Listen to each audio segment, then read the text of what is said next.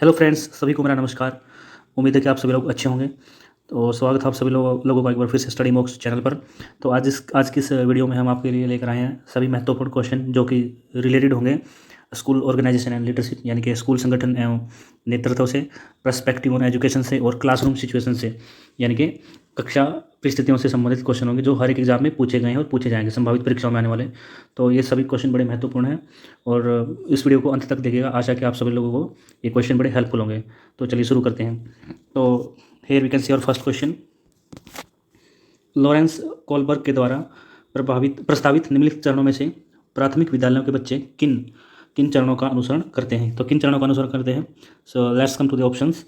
पहला है आज्ञा पालन और दंड उन्मुखीकरण, दूसरा व्यक्तिगता और विनियम, तीसरा अच्छे अंत व्यक्तिगत संबंध, और चौथा आपका सामाजिक अनुबंध और व्यक्तिगत।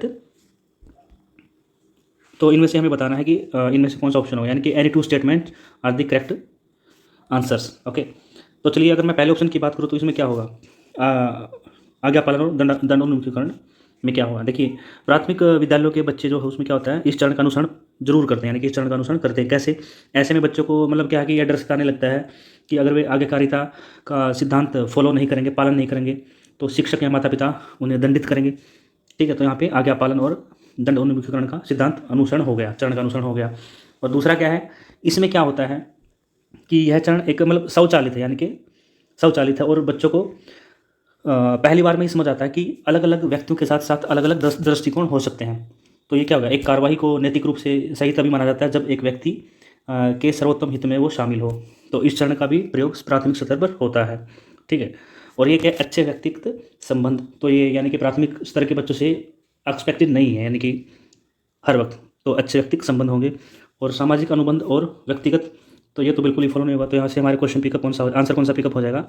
दैट, यानी कि फर्स्ट और सेकंड जो रूल है ऑप्शन में, जो रूल बताया गया, यानी कि जो चरण बताया गया वो अनुसरण हो रहा है, यानी कि हमारा ऑप्शन हो जाएगा answer D, first and second.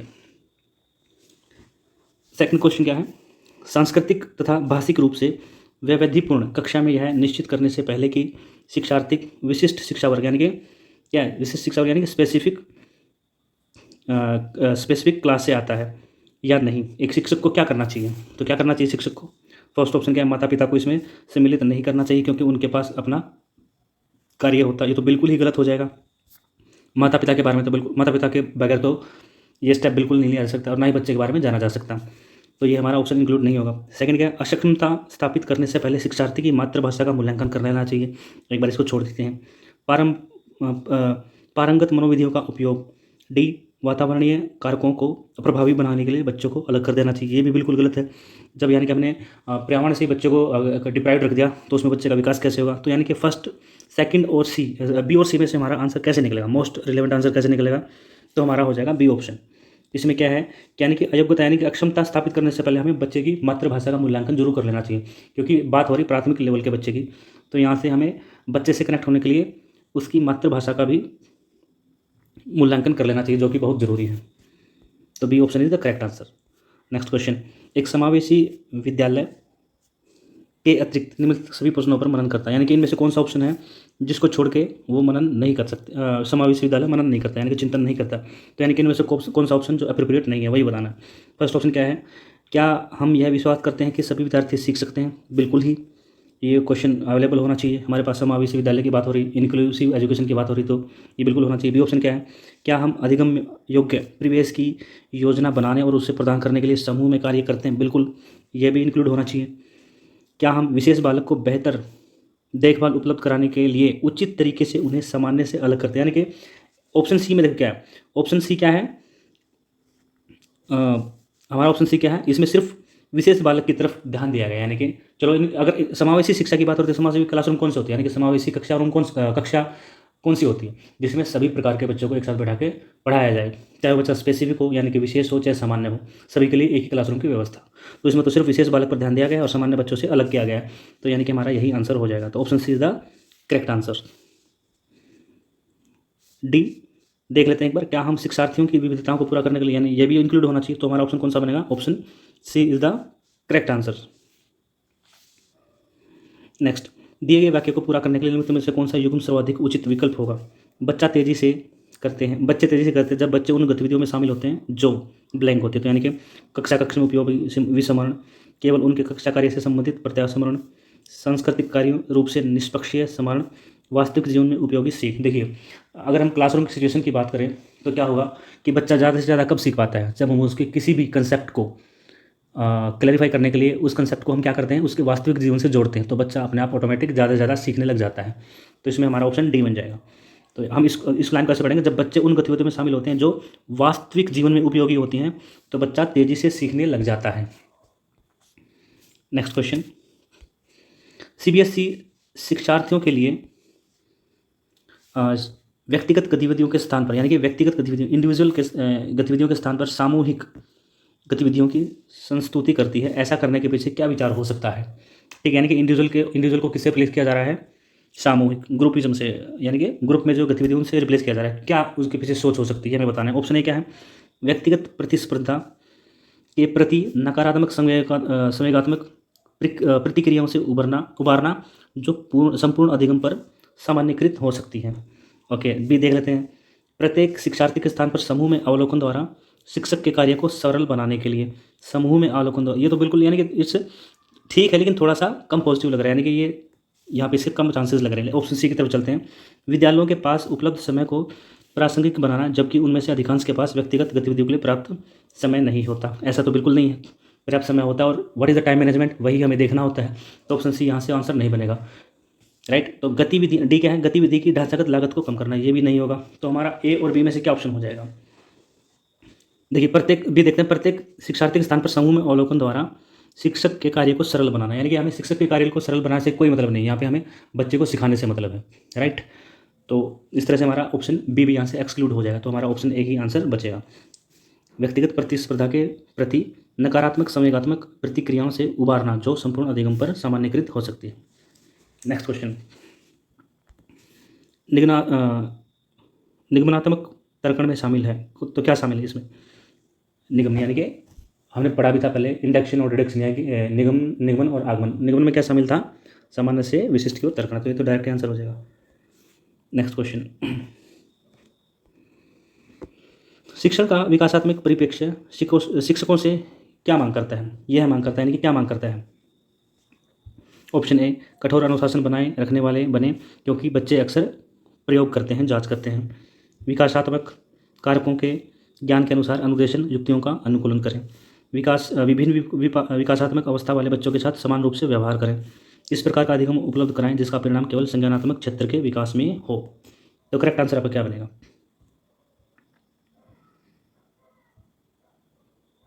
हमारा बनेगा ऑप्शन बी, विकासात्मक कारकों के ज्ञान के अनुसार अनुदेशन युक्तियों का अनुकूलन करें।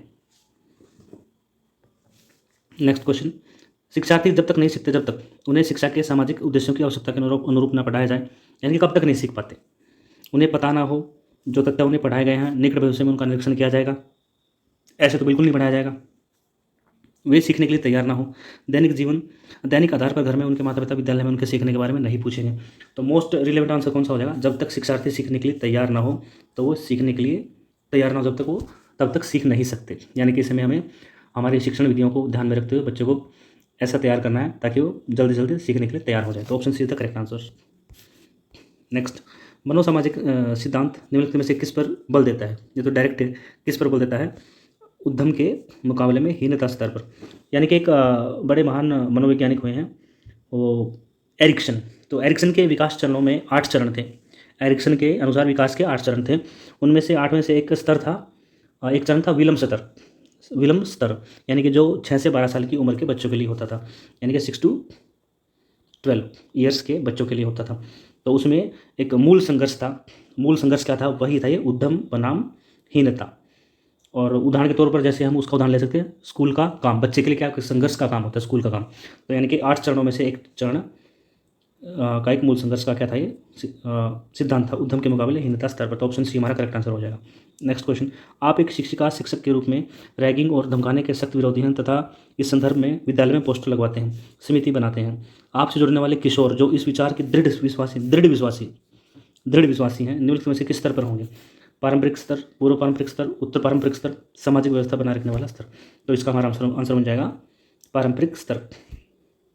नेक्स्ट क्वेश्चन, विद्यालय कक्षा में शिक्षार्थियों से कहा गया कि वे अपने समाज के लिए क्या कर सकते हैं। इसे दर्शाने के लिए इस एक नोटबुक में अपने कार्य की विधिक शिल्प कृतियों को संयोजित करें। यह कार्य किस प्रकार की गतिविधि है, यानी कि दिया गया कार्य किस प्रकार की गतिविधि है हमें बताना है। निबंधात्मक आकलन, घटनावृत्त अभिलेख, समस्या समाधान आकलन, पोर्टफोलियो। तो देखो समस्या समाधान तो बिल्कुल नहीं हो सकता, क्योंकि बच्चों को समाज उनसे चॉइस पूछी गई, यानी कि समाज के लिए क्या कर सकते हैं वो उनसे सिर्फ पूछा गया है, ठीक है। और घटनावृत्त भी हम नहीं कह सकते, वो समाज के लिए पूछा गया, उसमें खुद की घटना के लिए तो पूछा नहीं गया, यानी कि घटना वृत्तांत तो कोई पूछा नहीं गया, तो ऑप्शन बी भी एक्सक्लूड हो गया। बी और सी में से देखें, बी और ए और डी में से देंगे तो जो हमें कार्य दिया गया वो क्या है, पोर्टफोलियो के रूप में है, तो ऑप्शन डी आपका करेक्ट आंसर हो जाएगा, ऑप्शन डी पोर्टफोलियो आंकलन। नेक्स्ट, अधिगम नियोग्यता वाले शिक्षार्थियों द्वारा एक पूर्ण और उत्पादक जीवन जीने के अवसरों को बढ़ाने का सबसे सही तरीका है, कौन सा तरीका है। इस तरह के शिक्षार्थियों की कमजोरी पर ध्यान केंद्रित करना चाहिए, इस तरह के शिक्षार्थियों से उच्च अपेक्षाएं बनाए रखना चाहिए, विधिक कौशल और युक्ति द्वारा निरीक्षण शिक्षण करना चाहिए जिससे सभी संदर्भों में लागू किया जा सकता है। इन बच्चों को अपने लक्ष्य का निर्धारण करने के लिए प्रोत्साहित करें। तो हमारा मोस्ट रिलेवेंट आंसर क्या हो जाएगा, सी, यानी कि जैसे वोकेशनल एजुकेशन, स्कूल में ही ऐसे बच्चों को कला से संबंधित शिक्षा देनी चाहिए, म्यूजिक यानी कि आर्ट से संबंधित उनको, और भी बहुत सारे ऐसे एरियाज़ हैं जिन अगर वो मतलब अधिगम निरोग्य साबित होता है तो आप उनको उस क्षेत्र में सीखने के लिए प्रोत्साहित कर सकते हैं। तो ऑप्शन सी हमारा करेक्ट आंसर हो जाएगा। नेक्स्ट क्या है, एक शिक्षक कक्षा के कार्य को एकत्रित करता है और उन्हें पढ़ता है, उसके बाद योजना बनाता है और अगले पाठ को शिक्षार्थियों की आवश्यकता को पूरा करने के लिए समायोजित करता है, यानी कि वहाँ पे उस सेक्टर को एडजस्ट करता है, यानी कि उस पाठ को एक तरफ पीछे वाले प्रीवियस नॉलेज को इकट्ठा करके वहाँ पे यूज़ करता है। यह कर रहा है या यह कर रही है, क्या कर रहा है, सीखने का आकलन, सीखने के रूप में आकलन, सीखने के लिए आकलन, सीखने के समय आकलन। तो ये क्या कर रही है, सीखने के लिए आकलन, तो हमारा ऑप्शन सी करेक्ट हो जाएगा, सीखने के लिए आकलन। नेक्स्ट, वे शिक्षक जो विद्यालय आधारित आकलन के अंतर्गत कार्य करते हैं उन पर अधिक कार्य का बोझ रहता है, क्योंकि उन्हें सोमवार की परीक्षा सहित अक्सर परीक्षा लेनी पड़ती है। बिल्कुल गलत है, ऐसा तो बिल्कुल नहीं होता। उन्हें प्रत्येक विद्यार्थी को प्रत्येक विषय में परियोजना कार्य देना पड़ता है, ये भी गलत है। शिक्षार्थियों के मूल्यों और अभिवृत्तियों का आकलन करने के लिए रोजाना उनका सूक्ष्म अवलोकन करते हैं, इसको छोड़ देते हैं एक बार। व्यवस्था के लिए स्वामित्व की भावना रखते हैं, ये भी बिल्कुल गलत है। तुम्हारा आंसर ऑटोमेटिक कौन सा पिकअप हो गया, रिलेवेंट देखा जाए तो ऑप्शन सी, यानी कि शिक्षार्थियों के मूल्यों और अभिवृत्तियों का आकलन करने के लिए रोजाना उनका सूक्ष्म अवलोकन यानी कि माइक्रो ऑब्जर्वेशन करते हैं, option see the correct answer. Next, Albert Bandura के सामाजिक अधिगम सिद्धांत के अनुसार निम्नलिखित में से कौन सा सही है। तो ये तो हमें सिद्धांत पता होना चाहिए, तो डायरेक्ट यहाँ पे हम देखते हैं क्या आंसर बनेगा, इसका बनेगा बी ऑप्शन।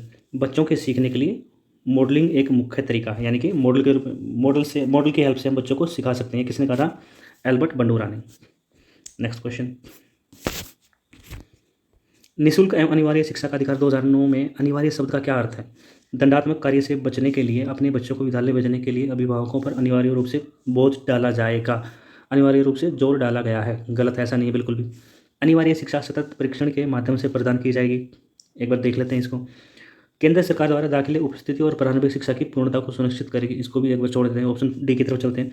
उचित सरकारी दाखिले उपस्थिति प्रारंभिक शिक्षा की पूर्णता को सुनिश्चित करेगी, यानी कि ऑप्शन डी क्या है, दिस इज कंप्लीट ऑप्शन, तो ऑप्शन डी हमारा करेक्ट आंसर बनेगा, जो कि बी और सी को अपने आप में कंप्लीट करता है, तो option D is the correct answer. Next question, अधिगम करता है कि स्वनियमन का क्या अर्थ है। स्वनियमन का क्या अर्थ है, स्व अनुशासन और नियंत्रण, अपने सीखने का स्वयं अनुवीक्षण करने की योग्यता, अनुवीक्षण यानी कि खोज करके सीखना, यानी कि खोज करना, या फिर आप बोल सकते हो सर्वे करना, पर्यवेक्षण करना, विद्यार्थी निकाय द्वारा बनाए गए नियम एवं विनियम, विद्यार्थियों के व्यवहार के लिए विनियमों का निर्माण करना।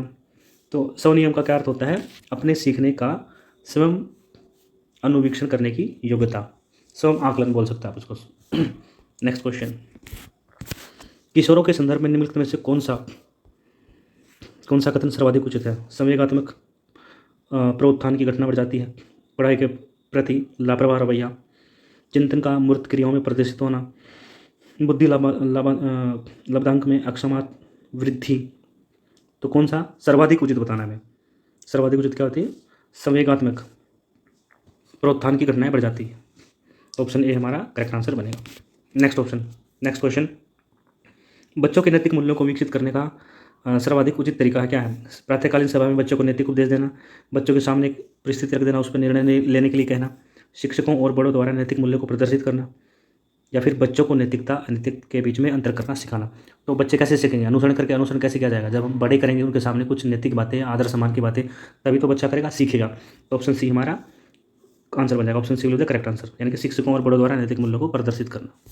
नेक्स्ट क्वेश्चन, जल शुद्धि प्रकरण के को स्पष्ट करने के लिए सबसे उचित तरीका क्या है? चार्ट की सहायता से प्रक्रिया को प्रदर्शित करना, विद्यार्थियों को शुद्धिकरण प्लांट का मॉडल बनाने के लिए बोलना, ओके, मॉडल मेकिंग, विद्यार्थियों को उस प्लांट पर ले जाना जहां जल शुद्धि की जाती है, या पाठ्य पुस्तक से पढ़ना। अगर सही मायनों में सही तरीके से देखा जाए, डेली लाइफ एक्सपीरियंस या फिर फिजिकल एक्सकर्शन, इनसे बढ़िया कोई एक्टिविटी होती नहीं है, जो कि ऑप्शन सी में कहा गया। तो ऑप्शन सी हमारा करेक्ट आंसर बन जाएगा, यानी कि बच्चों को उस प्लांट पर ले जाना जहाँ जल शुद्धि की जाती है, यानी कि बच्चे देख कर सीखते हैं, लर्निंग बाय डूइंग से सीखते हैं। ऑप्शन सी था करेक्ट आंसर। नेक्स्ट क्वेश्चन, सतत और व्यापक मूल्यांकन के लिए तार्किक आधार है क्या है? तार्किक आधार ऑप्शन देख लेते हैं। सीखने के एक से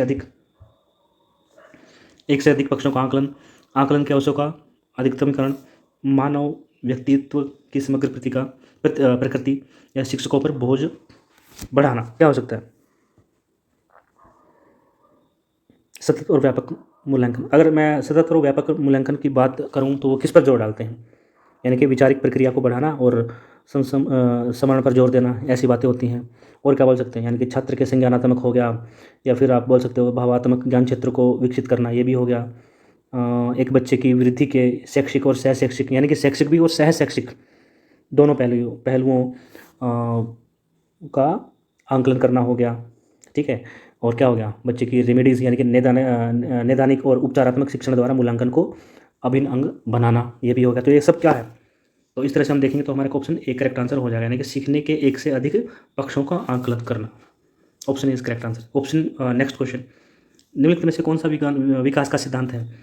सिद्धांत है बताना है। निरंतर चलने वाली प्रक्रिया नहीं है, ऑप्शन गलत हो गया। विकास की सभी प्रतिक्रियाएं अंतर संबंधित नहीं है, विकास की दर समान नहीं होती, विकास हमेशा एक रेखीय होता है। कौन सा सिद्धांत है? सी इज द करेक्ट आंसर। विकास की दर हमेशा समान नहीं होती। हर एक मानव विकास की अवस्था में, हर एक अवस्था में विकास की दर समान नहीं होती।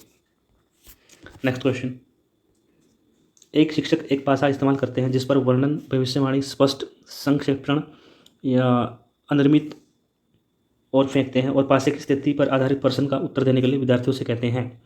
शिक्षक क्या? शिक्षक के बारे में क्या है? Classroom situation, one of the most important questions. ऐसे ही क्वेश्चन अक्सर परीक्षाओं में पूछे जाते हैं।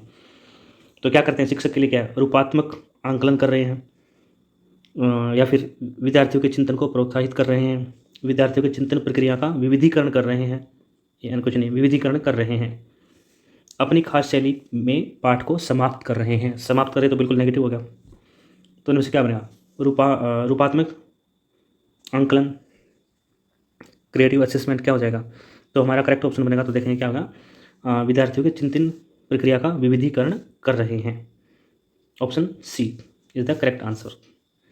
नेक्स्ट क्वेश्चन, एक शिक्षिका अपनी कक्षा को शैक्षिक भ्रमण पर ले जाती है, फिजिकल एक्सकर्शन पर ले जाती है, तो क्या है? विद्यालय में रोजाना शिक्षण से अवकाश उपलब्ध कराने के लिए, बिल्कुल गलत है। प्रत्यक्ष अवलोकन के लिए बच्चों को अवसर उपलब्ध कराना, देख लेते हैं। विद्यालय कैलेंडर में सुनिश्चित क्रियाकलाप करने के लिए, सिर्फ यही काफ़ी नहीं है। बच्चों को मनोरंजन, बिल्कुल गलत। ऑप्शन बी हमारा करेक्ट आंसर बन जाएगा। प्रत्यक्ष अवलोकन के लिए, ऑब्जर्वेशन के लिए बच्चों को ले जाना। नेक्स्ट, कक्षा में 3 पोलियोग्रस्त हैं। खेल के कालांश में, यानी कि गेम पीरियड में, क्या उन्हें एक कोने में बैठाना चाहिए ताकि वे खेल का आनंद ले सकें? बिल्कुल गलत है, नेगेटिव। अन्य बच्चों के साथ उचित खेल में हिस्सा लेने के लिए प्रोत्साहित करना चाहिए, बिल्कुल करेक्ट आंसर हो जाएगा। लेकिन फिर भी नेक्स्ट देख लेते हैं।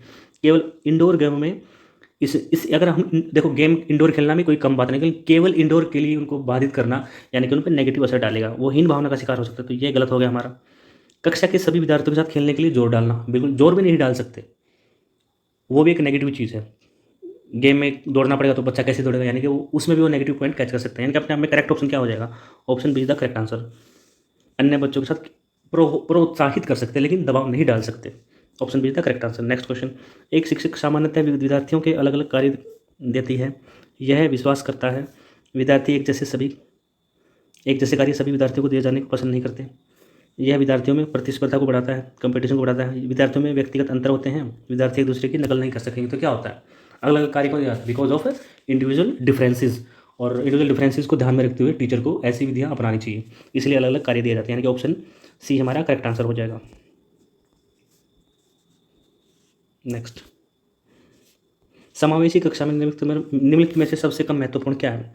प्रतियोगिता और ग्रेडों पर कम बल देना, अधिक सहकारी और सहयोगात्मक गतिविधि। ऑप्शन सी क्या है? विद्यार्थियों के लिए अधिक विकल्प, कोर्स को पूरा कराने के लिए शिक्षकों द्वारा अधिक प्रयास। तो क्या सबसे कम महत्वपूर्ण है?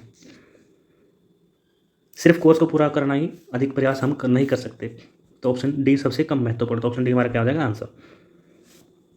मानव विकास को क्षेत्रों में विभाजित किया जाता है, जो है, अच्छा कौन कौन से क्षेत्र? देखो यहाँ से आध्यात्मिक कट गया, ये नहीं हो सकता। मनोविज्ञान भी एक क्षेत्र नहीं हो सकता। यहाँ से बिल्कुल करता, ऑप्शन सी हमारा करेक्ट हो जाएगा, यानी कि शारीरिक, संज्ञानात्मक, संवेगात्मक और सामाजिक विकास। Option C is the correct answer. Kohlberg के अनुसार शिक्षक बच्चों में नैतिक मूल्य का विकास कर सकता है।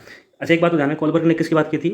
नैतिक मूल्यों की बात की थी। चलिए, तो इसका आंसर क्या होगा? नैतिक मुद्दों पर आधारित चर्चाओं में उन्हें शामिल करके। तो ऑप्शन ए हमारा यहीं से डायरेक्ट आंसर हो जाएगा, option A is the correct answer. Next question, पियाजे के संज्ञानात्मक विकास के चरणों के अनुसार इंद्रिया गामक यानी कि संवेदी प्रेरक अवस्था किससे के साथ संबंधित होती हैं?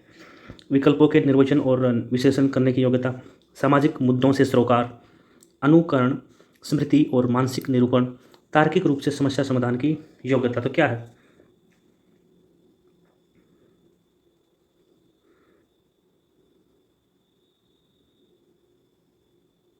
पियाजे के अनुसार संज्ञानात्मक विधि के चरणों के अनुसार पियाजे ने किसकी बात की थी? तार्किक रूप से समस्या समाधान की योग्यता। ऑप्शन नेक्स्ट क्वेश्चन देखते हैं। एक शिक्षिका अपने शिक्षार्थियों की विभिन्न अधिगम शैलियों को संतुष्ट करने के लिए वैविध्यपूर्ण कार्य का उपयोग करती है। वह किससे प्रेरित है, किससे प्रभावित है? विभिन्न अधिगम शैलियों को संतुष्ट करने के लिए, तो किससे प्रभावित है? ऑप्शन बी, पियाजे के संज्ञानात्मक विकास के कार्य से।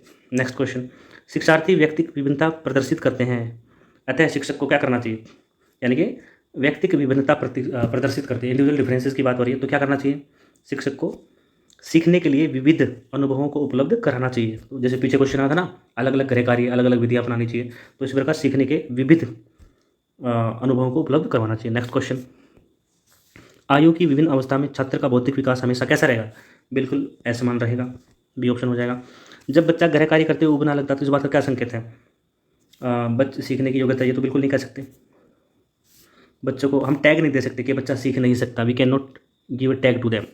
बच्चे को अनुशासित करने की जरूरत है, इस स्टेटमेंट का बिल्कुल नहीं पता। क्या बच्चा इसका मतलब जो सारे बच्चे अनुशासित होते हैं क्या वो पढ़ने लायक नहीं है? जस्टिस नहीं कर रहा, ऑप्शन बी। संभवतः कार्य यांत्रिक रूप से बार बार हो रहा है या फिर बच्चा बुद्धिमान नहीं, तो ये भी टैग नहीं दे सकते हैं। तो यानी कि बच्चा संभावित रूप से वो गृह कार्य बार बार हो रहा है, इसलिए बार बार उबने लगता है, यांत्रिक रूप से बार बार हो रहा है। नेक्स्ट क्वेश्चन, कौन सी समस्या समाधान की वैज्ञानिक पद्धति का पहला चरण है? प्रासंगिक जानकारी को एकत्रित करना, प्राक कल्पना का निर्माण करना, प्राक कल्पना यानी कि पहले ही किसी कल्पना का निर्माण करना, प्राक कल्पना का परीक्षा करना, समस्या के प्रति जागरूकता। तो आप बताओ पहले क्या होना चाहिए? सबसे पहला काम क्या होना चाहिए? सबसे पहले समस्या के प्रति सचेत रहना, समस्या को जानना, समस्या का वर्णन करना, यानी कि समस्या के प्रति जागरूकता होना। सबसे पहले हमारा यही स्टेप होता है। उसके बाद क्या होता है? परिकल्पना का निर्माण करना। उसके बाद क्या होता है? जानकारी एकत्रित करना उसके रिगार्डिंग, और फिर उसका परीक्षण करना होता है, और फिर उसका निदान करना होता है। तो सबसे पहला स्टेप क्या होता है? समस्या के प्रति जागरूकता। नेक्स्ट क्वेश्चन, एक शिक्षिका पाठ्यपुस्तक फल सब्जियों के कुछ चित्रों का प्रयोग करती है और अपने विद्यार्थियों से चर्चा करती है। विद्यार्थी इस जानकारी को अपने पूर्व ज्ञान से जोड़ते हैं, प्री नॉलेज से जोड़ते हैं, पोषण की संकल्पना को सीखते हैं। यह उपागम किस पर आधारित है? तो किस पर आधारित है? और बच्चे अपने पिछली नॉलेज से जोड़ते हैं, पिछले ज्ञान से। तो ज्ञान के बाद यानी कि ज्ञान के निर्माण पर आधारित है। Option B is the correct answer. Next question, एक शिक्षक प्रश्न पत्र बनाने के बाद यह जांचता है कि क्या प्रश्न प्रशिक्षण के विशिष्ट उद्देश्यों की परीक्षा ले रहा है। क्या मुख्य रूप से प्रश्न पत्र की क्या है, किसके बारे में चिंतित है? विश्वसनीयता, वैधता, संपूर्ण विषय वस्तु को शामिल करना, प्रश्नों के प्रकार। वैधता is the most relevant answer. वैधता में सब कुछ आ जाता है, प्रश्नों के प्रकार, विषय वस्तु को शामिल किया गया, विश्वसनीयता भी आ जाती है, तो वैधता is the correct option. Next question चलते हैं। एक शिक्षिका अपने आप से कभी भी प्रश्नों के उत्तर नहीं देती, वह अपने विद्यार्थियों को उत्तर देने के लिए समूह चर्चाएं, ग्रुप डिस्कशन, सहयोगात्मक अधिगम, पीयर ग्रुप लर्निंग अपनाने के लिए प्रोत्साहित करती रहती है, मोटिवेट करती है। यह उपागम के किस सिद्धांत पर आधारित है?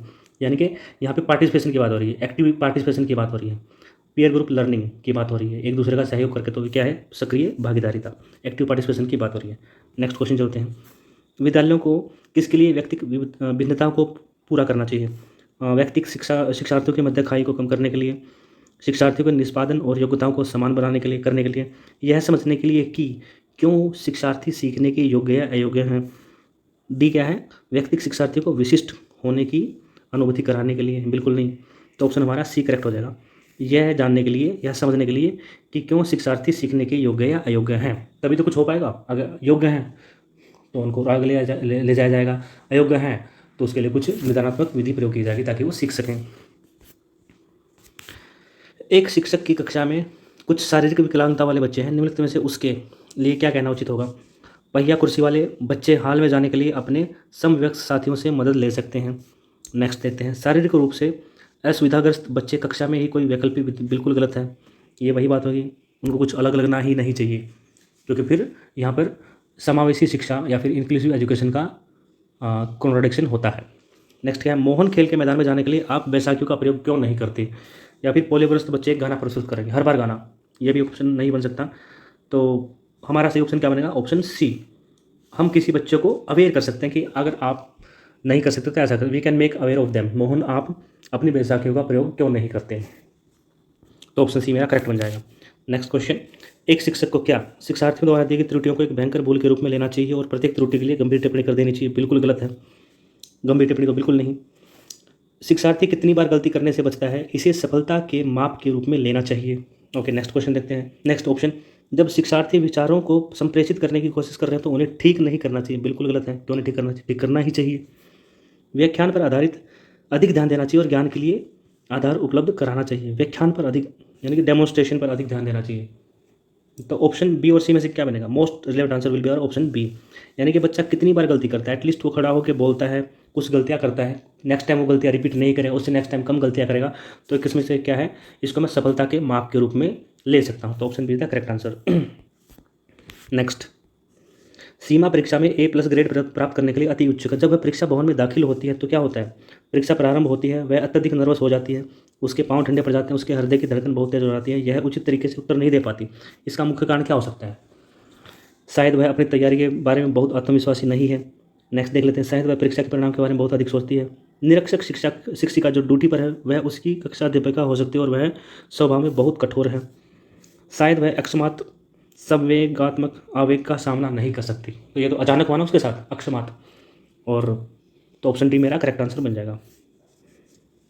अचानक से सडनली से कुछ हुआ, उसको प्रेशर आया, सी कुड नॉट टॉलरेट, तो वह उसके साथ ये हो गया। तो अकस्मात संवेगात्मक आवेग का सामना नहीं कर सकती, डी ऑप्शन। एक पीटी खेल शिक्षक क्रिकेट के खेल में अपने शिक्षार्थियों को क्षेत्र रक्षण का सुधारना यानी फील्डिंग को सुधारना चाहता है। निम्नलिखित में से कौन सी युक्ति पद्धति शिक्षार्थियों को उसका लक्ष्य प्राप्त करने में सर्वाधिक सहायक होगी? शिक्षार्थियों को यह बताने कि क्षेत्र रक्षण में सीखना उनके लिए कितना महत्वपूर्ण है। ओके, मोटिवेट करना भी हो सकता है, चलो ठीक है, छोड़ देते हैं, एक बार छोड़ देते हैं। बेहतर क्षेत्र रक्षण और सफलता की दर के पीछे तर्क स्पष्ट को करना, क्षेत्र रक्षण को प्रदर्शित करना, शिक्षार्थी अवलोकन करेंगे। ये तो बिल्कुल यानी कि उसको प्रदर्शित करना और बच्चे देखते रहेंगे, एक अच्छा ऑप्शन नहीं हो सकता। तो ऑप्शन सी एक्सक्लूड कर देते हैं। शिक्षार्थियों को क्षेत्र रक्षण का अधिक अभ्यास कराना, तो सबसे अधिक क्या होगा? वो ना तो अवलोकन करके सीख सकते हैं, ना सिर्फ बातें करके सीख सकते हैं। तो क्या हो जाएगा हमारा? डी ऑप्शन, अधिक से अधिक अभ्यास। वैसे भी खेल है तो खेल में जितनी प्रैक्टिस उतनी कम। तो option D is the correct answer. Next, अभाषातीन शिक्षार्थी और जो अंग्रेजी में पढ़ते हैं, आ को यह विषय रोचक लगता है और वह सोचता है कि उसके भविष्य में सहायक होगा। वह अंग्रेजी शिक्षा इसलिए पढ़ती है क्योंकि वह कक्षा में पहला स्थान पाना चाहती है। और क्या है? सा अंग्रेजी विषय इसलिए पढ़ता है क्योंकि उसका प्राथमिक सरोकार पास होने वाले ग्रेड प्राप्त करना है बस। तो अभ्यास के उद्देश्य कर्मशः है, यानी कि क्या है? तो देखिए, आ की बात करें तो उसको रोचक लगता है और वो आगे जाके कुछ करना चाहती है, यानी कि उसको स्किल की तरह ले सकती है, यानी कि स्किल कौशल की तरह लेता है या लेती है। तो इसमें निपुणता की बात करें तो ऑप्शन ए में निपुणता किस ऑप्शन में बात हो रहा है? पहला आ के बारे में निपुणता ए बात कर रहा है या फिर डी बात कर रहा है? तो ए और डी में से बनेगा। ये तो बी और सी यहाँ तो एक्सक्लूड डायरेक्टली हो गए। तो ए और सी में से नेक्स्ट देखते हैं, बा किसकी बात कर रही है? वो पहला स्थान प्राप्त करना चाहती है, यानी कि निष्पादन। लेकिन निष्पादन क्या? उपेक्षा, यानी कि सिर्फ मतलब निष्पादन उपेक्षा वो कहते हैं कार्य पूरा करना, लेकिन जस्ट फॉर्मेलिटी, खराब कार्य करके भी ये सोचना कि मेरा तो बस हो जाना चाहिए, मैं किसी तरह परीक्षा में बस किसी तरह 35% नंबर आ जाए ताकि मैं 10th में पास हूँ, दैट इज निष्पादन उपेक्षा। तो बै के बारे में क्या? पहला स्थान प्राप्त करना चाहती है, लेकिन उपेक्षा तो नहीं हो सकती, निष्पादन हो सकता है, किसी कार्य को जस्ट पूरा करना। तो ऑप्शन ए मेरा करेक्ट हो जाएगा, निष्पादन। और स क्या था? वो सिर्फ चाहे चोरी करके, काम चोरी करके, चाहे कैसे भी करके उसको पास होना था। तो निष्पादन उपेक्षा हो गया, तो ऑप्शन ए मेरा करेक्ट हो जाएगा। यानी कि अ ब और से क्या था, निपुणता, निष्पादन और निष्पादन उपेक्षा की बात कर रहे थे। Option A is the correct answer. Next question, एक शिक्षिका जो दो समान गिलासों को प्रदर्शित करती है, एक जूस की समान मात्रा से भरा, यानी कि दो एक सेम साइज के ग्लासेस हैं और दोनों में जूस एक समान भरा है, सेम हाइट तक भरा है कह सकते हो आप। वह उन्हें दो भिन्न गिलासों में खाली करती है, जिनमें से एक लंबा और दूसरा चौड़ा है, यानी कि हाइट डिफरेंट होगी। फिर उनको जूस में उसमें डालती है। ओके, तो फिर विद्यार्थियों को पहचानने के लिए कहती है जिसमें ज़्यादा जूस है वो कौन सा गिलास है। बच्चे प्रत्युत्तर देते हैं कि लंबे गिलास में ज़्यादा जूस है, क्योंकि क्या कि गिलास की जो विड्थ गिलास की जो लंबा गिलास है तो ऑटोमेटिक उसकी हाइट ज़्यादा होगी, तो उसमें उनको जूस ज़्यादा लग रहा है। जो चौड़ा गिलास हो गया उसमें कम हाइट है, तो बच्चे बोलते हैं लंबी गिलास में हाइट यानी कि जूस ज़्यादा है। तो शिक्षिका के बच्चों को किस में कठिनाई है, समायोजन में, विकेंद्रीकरण में, अहम केंद्रिता में, पलटावी में। देखो समायोजित तो बिल्कुल नहीं हो सकता, यहाँ पे एडजस्टमेंट की बात नहीं हो रही, और अहम केंद्रिता यानी कि सेल्फ सेंटर्ड की भी बात नहीं हो रही।